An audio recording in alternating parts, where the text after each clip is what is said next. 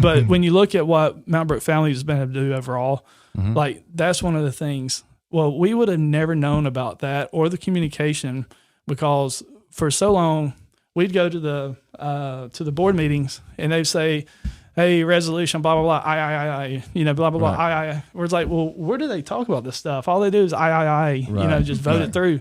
Well, when the Board of Education position came up, we had one of our board members run for that position. And so during that whole interview process, that's when we found out when they discussed things and they were not publishing these meetings. So that's a violation of the Alabama Open Door Act or whatever the policy is.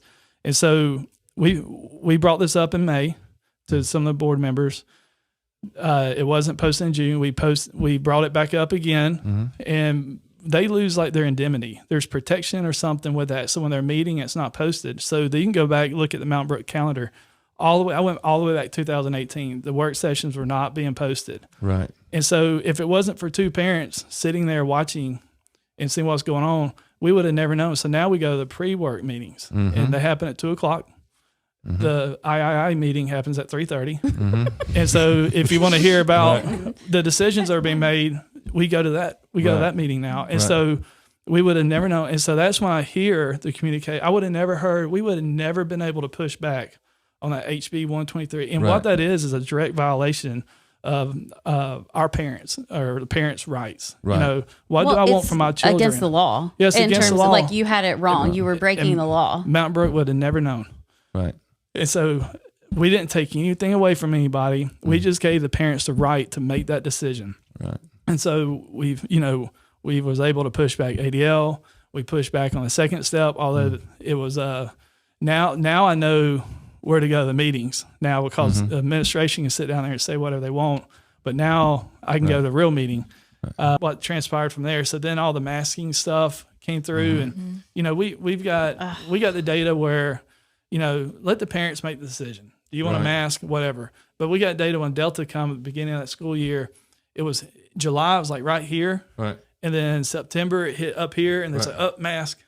And then we knew the curve was going to do this and this. I don't wear a bow tie, and I don't have a MD, but I am smart enough to look at data. Right. And I was looking at other data of countries ahead of us. Right. Right. And so when it goes up, it goes down. So we knew it was going up, going down. So we went up. And we got back to this point that was level where they said wear mask. And then we got to this point back before school started where they said no mask. And then we got down here and we take the freaking mask off. It's over.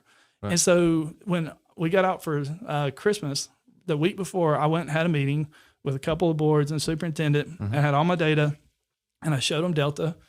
And then off the Mountain Brook School's website, I had the presentation from like Children's Hospital and UAB where Delta's coming. It's going to kill the kids. We're going to have 13,000 cases per day. All the kids are going to the hospital. I had hospital data and all that. And I showed it. I said, how much longer do we have to continue to follow these people that keep telling us? Who've been completely wrong. They've been wrong every single time. Yep. And, so I don't want to come back to school wearing masks.